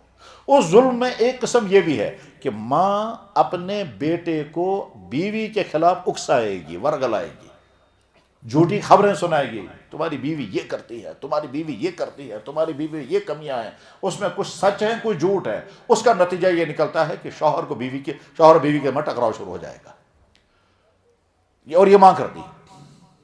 کبھی ایسا ہوتا ہے کہ ماں اپنی بیٹی کو اکسائے گی شوہر کے خلاف، اور اس کے نتیجے میں میاں بیوی میں انبن ہو جائے گی اور اکساتی ہے ماں۔ تو یہ ماں کا ظلم ہے اپنی بیٹی پر کہ اس کا مائنڈ سیٹ ایسا بنا ہے کہ وہ اپنی فیملی لائف کو برباد کر دے گی، وہ اپنی شوہر کے ساتھ رویہ بدل دیتی ہے، وجہ ہوتی ہے ماں کی غلط گائیڈنس۔ بے شمار مائیں اپنی بیٹیوں کو اکساتی ہیں، ذہن بناتی ہیں، اور اس کے نتیجے میں وہ اپنے سسرال میں کامیاب بہو بن کر نہیں گزرتی، غلطی ہوتی، اس کا یہ ظلم ہے، اس کی اگلی زندگی اپنے برباد کرتی۔ تو ساسوں کے ذریعے سے بہو پر ظلم نہیں ہونا چاہیے، بہو کے ذریعے سے ساس پر ظلم نہیں ہونا چاہیے۔ ہر بات کہنے سے پہلے یہ سوچے مجھے اللہ کے ہاں اس کا جواب دینا ہے، ہر رویہ اپنانے سے پہلے اللہ کے ہاں جواب دینا ہے۔ ٹھیک جناب والا، ایک گھر سے ایک بہو کو نکال دیا گیا، کیوں نکال دیا گیا؟ شام کو ساس یہ کہتی ہے کہ مچھلیوں کے جو 10 پیس تھے ان میں سے ایک پیس کہاں غائب ہو گیا، وہ تو نے کھایا، گاڑ پیس ہے اس میں چدہ آپ گم چک جمان سے یہ کود گو، اسی پر بہو کو نکال دیا گیا۔ انسان گرتا ہے تو کہاں تک پہنچتا ہے؟ یہاں تک کہ ایسا بھی پایا گیا کہ جناب کھانا وانا سارا کھائیں گے، اب جو بچا ہوا چاول ہوگا فوہرے سجمو مسنش، جس گھر میں یہ ہونے لگے گا اس گھر میں لعنتیں نہیں برسیں گے، اور کیا ہوگا؟ تو اس ظلم سے بچنا ہے جو دوسروں پر ہو رہا ہے۔ دوسروں پر ظلم کرنے کی ایک قسم یہ ہے جو گھروں کے اندر ظلم ہوتا ہے۔ اب باہر نکلتے ہیں، باہر نکلنے کے تو ظلم کی بے شمار قسمیں ہیں، ان میں سے بدترین قسم جو یہاں بہت زیادہ پھیل رہی ہے وہ ہے دوسرے پر جادو کرنا، دوسرے پر تعویذ کرنا، دوسرے کی صحت کو برباد کرنا، دوسرے کے گھر میں ٹکراؤ پیدا کرانا۔ چنانچہ یہاں بے شمار لوگ وہ ہیں جو تعویذ کرتے اور کراتے ہیں، اور اسی غرض کے لیے صحتیں تباہ ہو رہی ہیں۔ ماہرین جا کر کہتے ہیں امشو جود کو، اس کو سحر کیا گیا، بھائیوں سے ٹکرائیں گے، وجہ بتائیں گے جادو کیا گیا، میاں بیوی میں ٹکراؤ شروع ہو جائے گا، وجہ بتائیں گے سحر کیا گیا۔ یہاں تک کہ گھر والوں پر ظلم کرتے ہیں، یہاں تک کہ ماں نے اپنے بیٹے پر ظلم کیا، یہ کیا شپانی خاندانی ذات پرسان، ماں اپنے بیٹے پر تعویذ کرا رہی ہے، اس کو اپنے بیوی کے ساتھ نفرت ہو جانی چاہیے، یہ مین خاندان میسج کر ہمدردی، یہ کیا کریں گے ہمدردی، اس میں بھی تعویذ۔ یہاں تک کہ ایک ماں کہہ رہی ہے میری بیٹی اس گھر میں ہے، میرا داماد میری بیٹی کو اس طرح سے محبت نہیں کر رہا ہے، ٹھیک ہے نا، میرا بیٹا اپنی بیوی کو اتنی محبت کیوں کرتا ہے، لہذا وہ کرتا ہے تعویذ۔ تو یہ تعویذ کرنا اور کروانا یہ دونوں بدترین مجرم ہے اور یہ بدترین ظلم ہے۔ اس کا بزنس آگے بڑھ گیا، اس کو برداشت نہیں، اس کی اندر ترقی کی، اس کو برداشت نہیں۔ چنانچہ دفتروں میں ایک دوسرے پر تعویذیں کراتے ہیں، گھر بازاروں میں ایک دوسرے پر تعویذ کریں گے، دکاندار پر کرے گا، پارٹنر پر کرے گا، یہاں تک کہ یہ سارے بدترین مظالم ہیں۔ ان ظلموں سے اپنے آپ کو بچانا، اور ہمارے معاشرے میں یہ مسلسل بڑھ رہا ہے، پھیل رہا ہے، اور اس میں کچھ لوگ کیا کرتے ہیں، یہ بھی ایک ظلم ہے۔ ایک انسان کو کوئی جادو نہیں، اس کو وہیبت مزاح کر دیتا، کس کن کھڑا، اب بیچارہ وہ گھبرا گیا، گھبرانے کے بعد اس سے پیسہ وصول کھینچیں گے، یہ پیسہ کھینچیں گے، یہ ظلم ہے۔ کسی انسان کو کچھ نہیں ہے، وہم ہے، یا کسی انسان کو جسمانی تکلیف ہے، اب بتانے والا اسے کہے گا ہے ٹھیک، اب اس کے بعد پھر آنسر میں کہا ساس روپیے، غرض یہ کہ پیسہ کھینچیں گے، ان سے جانور ذبح کرنا ہے، پیسہ لیں گے، پیسہ کھینچیں گے، اور یہ ظلم ہے، حالانکہ اس کو تکلیف نہیں ہے۔ ایسا بھی ہوتا ہے کہ جناب اس کو تکلیف ہے اور خود اس تکلیف کا علاج کرنے کی مہارت نہیں ہے، پھر بھی پیسہ کھینچیں گے اور بعد میں کچھ تعویذ واویز دے کر رخصت کر دیں گے، اس کا علاج ہو گیا نہیں ہوگا، پیسہ ہم نے کھینچ لیا۔ تو یہ ظلم ہے۔ ظلم کی ایک بدترین قسم جو ہمارے معاشرے میں ہے وہ ہے پیمنٹ نہ کرنا، کام کرایا، کام کرانے پر پیسہ نہیں دینا، بڑے پیمانے سے لے کر نیچے پیمانے پر بڑے بڑے پروجیکٹوں میں پیمنٹیں نہیں ہوتی ہیں، لاکھوں پیمنٹیں بند کر کرتے ہیں، اس میں دفتر بھی شامل ہیں اور عوامی ادارے بھی شامل ہیں، پرائیویٹ ادارے بھی شامل ہیں۔ پرائیویٹ لوگ اپنی بلڈنگیں بنوائیں گے، کام نہیں کریں گے، لیبر سے، دوسرے کام کرنے والوں سے پیمنٹیں رکی رہیں گی سال ہا سال تک، اور ساتھ میں عید کیا کرتے ہیں، فنڈ سے نہیں، پیسہ آیا ہی نہیں وہاں سے پیسہ نہیں آیا، آپ دوسرے کو پیسہ نہیں دے رہے ہیں۔ نچلے پیمانے پر بھی یہ ظلم ہے، بڑے پیمانے پر بھی یہ ظلم ہے۔ جناب والا امام صاحب کی تنخواہ 3 مہینے سے ہے، کیوں نہیں ہے؟ مسجد والے کہتے ہیں ہم ابھی پینلنگ کر رہے ہیں، آپ کو ابھی تنخواہ نہیں ملے گی۔ بیچارے امام صاحب کی تنخواہ 12,000 ہے، وہ کہتے ہیں یہی میرا خرچہ ہے، میں کھاؤں گا کہاں سے اور ہے نا بس بھائی، ابھی ہم مسجد کے لیے پینلنگ کر رہے ہیں تو تنخواہ روک کے رکھی۔ پرائیویٹ ادارے ہوں تب، گورنمنٹ کے ادارے ہوں تب، پرائیویٹ کام کرنے والے ہوں، جناب پیمنٹ روکنا بدترین جرم ہے، یہ ظلم ہے۔ فرمایا جناب رسول اکرم صلی اللہ علیہ وسلم نے، بخاری بھی حدیث ہے، جس نے دوسرے سے کام کرایا اور پیسہ نہیں دیا، جس نے دوسرے سے کام کرایا اور پیسہ نہیں دیا، اللہ کے نبی نے فرمایا میں قیامت کے دن اس کی طرف سے کھڑا ہو جاؤں گا، یا اللہ اس نے اس سے کام کرایا پیسہ نہیں دیا، اور جب اللہ کے نبی اس مظلوم کی طرف سے کھڑے ہوں گے اس کا کیا بنے گا؟ بخاری میں حدیث ہے، یہ میں نے خود پڑھی بھی ہے بلکہ میں نے اس سے پہلے بھی کہیں بیان کیا کہ یہ حدیث میں نے ایک غیر مسلم فورم میں سنائی تھی، وہاں بڑے بڑے سکالر تھے، وہاں کسی اور ٹاپک پہ بات ہو رہی تھی، تو اس حدیث کا ایک دوسرا اگلا والا پارٹ جو ہے اسی حدیث میں کہ جناب رسول اللہ صلی اللہ علیہ وسلم قیامت کے دن کھڑے ہو جائیں گے اس آدمی کی طرف سے جس سے کام کرائے گا پیسہ نہیں دیا گیا، نمبر 1۔ نمبر 2، اگر مسلمان نے کسی غیر مسلم پر ظلم کیا تو اللہ کے نبی فرماتے ہیں میں اس غیر مسلم کی طرف سے کھڑا ہو جاؤں گا کہ یا اللہ اس مسلمان نے اس پر ظلم کیا تھا۔ جب میں نے حدیث سنائی تو کئی غیر مسلموں نے کہا یہ ہمیں لکھ کر کے دے دو، آج ہم پہلی مرتبہ سن رہے ہیں آپ کے پرافٹ نے یہ بات بھی کہی ہے صلی اللہ علیہ وسلم۔ میں نے ان کو لکھ کے دی وہ حدیث ہے۔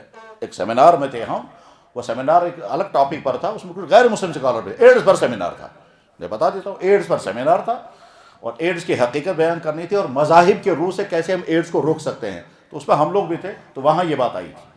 غرض یہ کہ کام کرایا پیسہ نہیں دیا ہمارے معاشرے کا ایک بدترین ظلم ہے، قرضہ لیں گے پھر دیں گے نہیں۔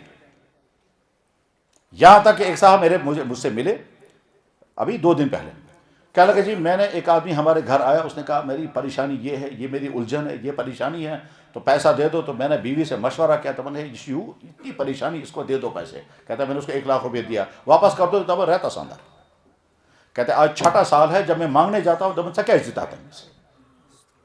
کہتے ہیں عیش کر رہے ہیں مگر میرا قرضہ ادا نہیں کرتے ہیں۔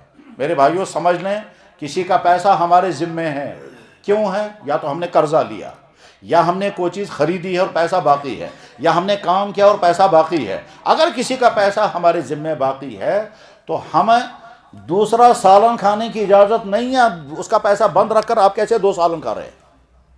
بلکہ بعضی کتابوں میں لکھا ہوا ہے کہ آپ سبزیاں کھاؤ، گوشت مت کھاؤ۔ کیوں؟ اس کا پیسہ بند رکھا ہے تو آپ گوشت کیسے کھا رہے ہیں؟ آپ کیسے فنکشن کر رہے ہیں؟ اس کا پیسہ بند رکھا ہے، پہلے قرض ادا کرو۔ چنانچہ اگر ایک آدمی کہے گا یا اللہ میں ایبسولوٹلی پکا مسلمان ہوں، میرے گھر میں کل رات کا سالن ہاک، ایک آدمی کا قرضہ میرے ذمہ 1000، میرے پاس 1000 روپیہ ہے، میرے گھر والے چاہتے ہیں ہمیں 1000 روپے کو گوشت لا کر کے کھائیں، ٹھیک، اور وہ آدمی چاہتا ہے کہ میرا قرضہ ملے، اس 1000 کا مجھے گوشت لانا چاہیے گھر والوں کے لیے یا مجھے قرضہ ادا کرنا چاہیے؟ تو اسلام جواب دے گا گوشت وقت مت کھاؤ، قرضہ ادا کرو، تمہارے گھر میں سالن رات کا رکھا ہوا اس سے کھانا کھاؤ۔ یہ آئے گا جواب۔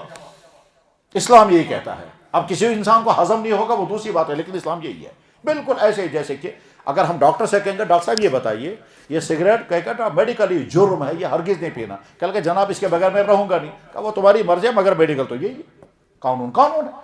تو اسلام یہ کہتا ہے کہ آپ فنکشن نہیں کر سکتے، آپ کئی قسم کی ڈشیں نہیں کھا سکتے کیونکہ آپ کے ذمہ قرضہ ہے، اور جب تک قرضہ آپ ادا نہیں کریں گے تب تک آپ فنکشن یہ ڈشیں کھا رہے ہیں تو یہ ظلم کر رہے ہیں اس انسان پر۔ بخاری میں حدیث ہے، فرمایا جناب رسول اکرم مطل الغنی یہ ظلم، جو آدمی پیمنٹ کر سکتا ہے پھر بھی نہیں کر رہا یہ ظالم ہے۔ ٹال مٹول کرنا ظلم ہے، صبح کل کیا من کیا دلیل ہفتے بعد یہ کہ بجے میں پانا ہے، یہ جو ٹال مٹول کرنا ہے اور پیسہ موجود ہونے کے بعد، بلکہ اسلام تو یہ بھی کہتا ہے کہ اگر فرض کرتے ہیں میں نے اس سے قرضہ لیا، اسلام کہتا ہے قرضہ آپ لے رہے ہیں اجازت ہے، اس کو بہت ثواب ملے گا اور آپ کی ذمہ داری ہے۔ اسلام یہ کہتا ہے پہلے ڈیٹ طے کرو، واپس کب کرو گے؟ میں اس سے پوچھتا ہوں جناب مجھے واپس کب کرنا ہے؟ یہ کہتا ہے 1 ہفتہ یا 1 مہینہ۔ تو میری ڈیوٹی ہے کہ 1 مہینے کے اندر میں قرضہ ادا کروں گا. دوسری شکل یہ کہتا ہے جب آپ کو گنجائش ہوگی تب دے دینا. تو یا یہ کہے گا یا یہ کہے گا. ٹھیک ہے, 1 ہفتہ ہونے والا تھا میں پیمنٹ نہیں کر سکتا, اور اگلے میری یا 1 مہینہ ہونے والا تھا میں پیمنٹ نہیں کر سکتا, تو 1 دن پہلے مجھے اس کے پاس جانا ہے اور جا کے درخواست کرنی ہے, کل مجھے پیمنٹ کرنی تھی, میرے پاس گنجائش نہیں ہے, آپ مجھے مہلت دے دو. تو مہلت اسے مانگنی ہے. اگر اس نے کہا میں کوئی مہلت نہیں دے سکتا, تو اسلام مجھے کہتا ہے گھر کی کوئی چیز بیچو اور قرضہ ادا کرو. اور اگر یہ مجھے مہلت دیتا ہے تو اسلام اس کو بہت انعام دے گا کہ تم نے مہلت دے دی اسے. اس کی بخاری میں حدیث ہے من انذر معسرا, کہ جو آدمی قرضہ ادا نہیں کر پا رہا ہے تم نے اس کو مہلت دے دی, تم نے اسے ڈیل دے دی, کوئی حرج نہیں 1 ہفتے کے بعد, لیکن ٹائم گزرنے سے پہلے 1 دن پہلے مجھے ان کے پاس جا کر کے کہنا ہوگا مجھے اور مہلت دے دو. یا اگر کہتا نہیں صاحب میں مہلت نہیں دے سکتا, اس نے یہ جو کہا میں مہلت نہیں دے سکتا یہ ظلم تو نہیں ہے؟ جواب نہیں, ظلم نہیں, اس کا حق ہے. اب جب یہ مہلت مجھے نہیں دے رہا ہے تو مجھے کیا کرنا ہے کہ مجھے ادھر سے میرے پاس پیمنٹ کے لیے گنجائش نہیں ہے, تو مجھے گھر کی کوئی چیز بیچنی اور قرضہ ادا کرنا ہے. بخاری میں حدیث ہے, جناب رسول اللہ صلی اللہ علیہ وسلم اپنے مبارک حجرے میں ہیں اور مسجد میں شور ہو گیا, مسجد میں شور ہو گیا, آپ نے پردہ مبارک ہٹایا. مسجد میں کیا دلیل ہے؟ مسجد میں شور ہو رہا تھا, آپ نے پردہ ہٹا کر کے دیکھا ایک صحابی نے دوسرے کو یہاں سے پکڑا ہے, ایک صحابی نے دوسرے کو یہاں سے پکڑا. جس صحابی نے پکڑا اس کا نام ہے کعب بن مالک, اور دوسرے صحابی کا نام مجھے یاد نہیں ہے یا وہاں حدیث میں نہیں ہے, کعب بن مالک. تو اللہ کے نبی نے فرمایا ماذا یا کعب, کعب یہ کیا دلیل, کعب یہ کیا بات ہے, تم نے کیوں اس کو پکڑ رکھا ہے؟ تو اس نے کہا یا رسول اللہ اس کے ذمہ میرا قرضہ ہے, یہ ادا نہیں کرتا اور یہ ملتا بھی نہیں. آپ نے ان سے پوچھا صحیح ہے یہ؟ انہوں نے کہا جی ہاں یا رسول اللہ صحیح ہے, اس کا میرے ذمہ قرضہ ہے. آپ نے کعب بن مالک سے فرمایا اس کو چھوڑو, کہا یا رسول اللہ یہ میرا قرضہ دیتا نہیں ہے. آپ نے اس صحابی سے پہلے کنفرم کرایا قرضہ ہے, انہوں نے کہا جی ہاں یا رسول اللہ قرضہ ہے مگر میرے پاس گنجائش نہیں ہے. آپ نے کعب بن مالک کو فرمایا ذا شطرک, آدھا قرضہ معاف کر دو. انہوں نے کہا یا رسول اللہ, آپ نے فرمایا میں نے آدھا قرضہ معاف کر دیا. آپ نے اس صحابی سے کہا یہ جو باقی آدھا ہے یہ ابھی لا کر ادا کر دو, چاہے تمہیں کوئی چیز بیچنی پڑے. اب ہم سال ہر سال تک لوگوں کا پیسہ دبا کر کے رکھیں گے اور سال ہر سال تک نہیں دیں گے, یہ ظلم ہے. اور ظلم کے ساتھ پھر ایک اور خرابی بھی ہے, اس خرابی کا دنیا میں کوئی علاج نہیں ہے, اور وہ یہ کہ فرض کرتے ہیں میں نے اس بھائی سے قرضہ لے لیا اور میں نے ان سے کہا جناب میں مہینے بعد دوں گا. انہوں نے کہا ٹھیک ہے جب تمہاری گنجائش ہوگی تب دے دینا. اب میں 1 سال کے بعد یہ 1 لاکھ روپے پیسہ لے کر آ رہا ہوں. تمام پڑھے لکھے لوگ ہیں, سمجھدار ہیں, سوسائٹی میں زندگی گزارنے والے ہیں, آسانی کے ساتھ فوراً سمجھ جائیں گے.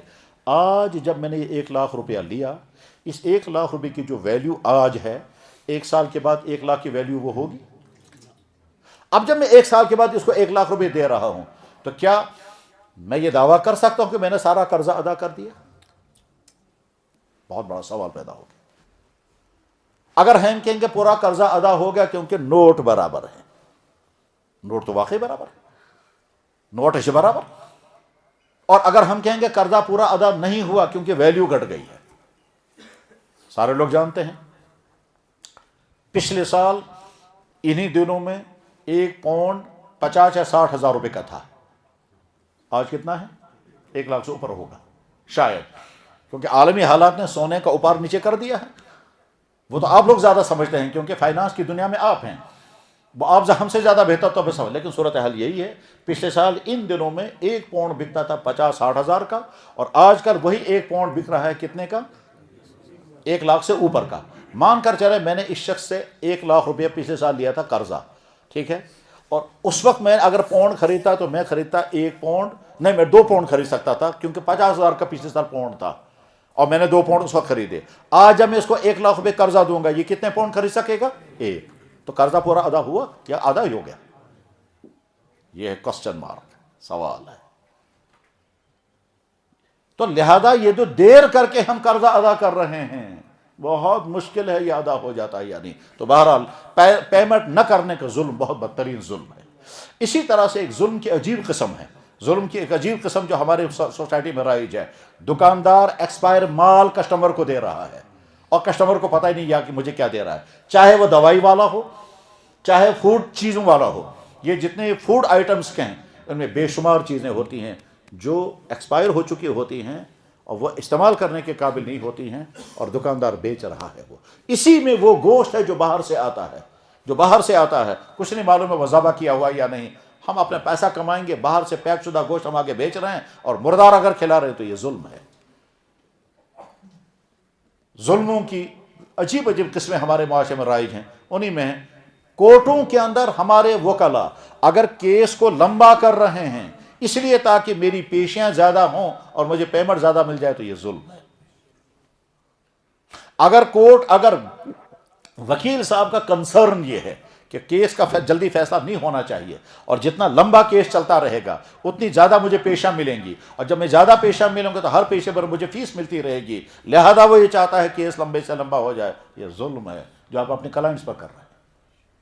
ڈاکٹر صاحب کو جب سمجھ میں آ گیا کہ اس آدمی کو کیا بیماری ہے، لیکن اس کے باوجود ڈاکٹر کہتا ہے نہیں فلانا ٹیسٹ کر کے لاؤ، اور وہ ٹیسٹ اس لیے کرا رہا تاکہ لیب والے سے وہ کمیشن لے گا، تو یہ ظلم ہے۔ عجیب عجیب قسمیں ہمارے معاشرے میں رائج ہیں۔ میرے بھائیو بس میں اینڈ کر رہا ہوں، ٹائم زیادہ ہو گیا، میں نے کہا تھا میں 15-20 منٹ بات کروں گا، وہ اتنا ٹائم ہو چکا ہے۔ ظلم سے اپنے آپ کو بچائیے، چاہے ظلم اپنی ذات پر کریں، چاہے والدین پر کریں، چاہے بیویوں پر کریں، چاہے بھائیوں پر کریں، چاہے کس پر کریں، چاہے جادو کے ذریعے، چاہے پیسوں کے ذریعے، چاہے خاندان کے ذریعے، چاہے کس کے ذریعے، ظلم سے اپنے آپ کو بچائیے۔ اللہ کو ظلم برداشت نہیں، اللہ کو ظلم قبول نہیں، بلکہ حضرت شاہ عبدالعزیز محدث دہلوی رحمۃ اللہ علیہ بہت بڑے بزرگ اور بہت بڑے محدث تھے۔ یہاں ہمارے ہاں بر صغیر میں، ہندوستان اور پاکستان میں جو علم حدیث ہے، اس علم حدیث کے 20 کا بڑا اہم ترین فگر شاہ عبدالعزیز رحمہ اللہ تعالیٰ ہیں۔ یعنی ہم جب بخاری شریف اور مسلم شریف اور حدیث کی بڑی کتابیں پڑھتے اور پڑھاتے ہیں، یہ تب پڑھتے اور پڑھاتے ہیں کہ بیچ میں ایک پلر رہتا ہے شاہ عبدالعزیز کا، اور پھر آتا ہے دوسرا پلر حضرت شاہ ولی اللہ کا، پھر آتے ہیں مدینہ شریف کے باقی علماء، اور پھر ہماری سند ہم سے لے کر کے جناب رسول اللہ صلی اللہ علیہ وسلم تک پہنچتی ہے، اس میں شاہ عبدالعزیز بیچ میں ہیں۔ ابھی میں نے کل پڑھا، شاہ عبدالعزیز رحمہ اللہ تعالیٰ فرماتے ہیں بھائی دیکھو، کفر کی حکومت اللہ برداشت کر لیتے ہیں، ظلم کی حکومت اللہ برداشت نہیں کرتے۔ پھر پوچھا کہ حضرت اس کی وجہ کیا؟ نہیں، اس کی تفسیر بیان کیوں میں کیا لگا، ایک کافر حکمران ہے مگر ظلم نہیں کرتا، اللہ کہتے کرتے رہو حکومت، اور ایک ظالم حکمران ہے اور مسلمان ہے، اللہ فرماتے مجھے برداشت نہیں کیا، تو ظلم اللہ برداشت نہیں کرتے۔ میں حدیث سنا کے بعد ختم کر رہا ہوں۔ اللہ کے نبی نے فرمایا اتق دعوت المظلوم، مظلوم کی بددعا سے بچو۔ ہم آفس میں گئے، وہاں ملازم، وہاں افسر ہمارا کام ہی نہیں کر رہا جب تک یہ نہیں دیں گے، یا کام لٹکا رہا ہے، یا قانون کے ذریعے سے ہم کو پریشان سے پریشان کر رہا ہے۔ دفتروں میں کیا کیا ہوتا ہے سارے لوگ جانتے ہیں، اور بعد میں لوگ کہتے ہیں خدایا یہ کو دفتر اور رجسٹر محفوظ۔ تو یہ جو دفتروں کے ذریعے سے، افسروں ملازموں کے ذریعے سے عوام پر ظلم ہوتا ہے، بدترین ظلم ہے۔ وہاں جو آہ نکلتی، اللہ کے نبی نے فرمایا اتق دعوت المظلوم، مظلوم کی آہ سے بچو، فإنہ لیس بین اللہ وبینہ حجاب، بخاری بھی حدیث ہے یہ، کہ اس مظلوم کی آہ اور اللہ کی قبولیت میں بیچ میں کہیں کوئی رکاوٹ نہیں، یعنی یہ سیدھے آہ پہنچتی ہے عرش پر۔ اللہ تعالی ہم کو ظالم نہیں منصف بننا نصیب فرمائے، ہم کسی پر ظلم کرنے والے نہ ہوں، نہ اپنی جان پر، نہ اپنے والدین پر، نہ اپنی بیویوں پر، نہ اپنے بچوں پر، نہ پڑوسیوں پر، نہ کسٹمروں پر، نہ دکانداروں پر، کوئی کسی پر ظلم نہ کرے۔ اللہ کے نبی یہی چاہتے تھے، رحمت للعالمین چاہتے تھے، ہم بھی انسانوں کے لیے رحمت بنیں۔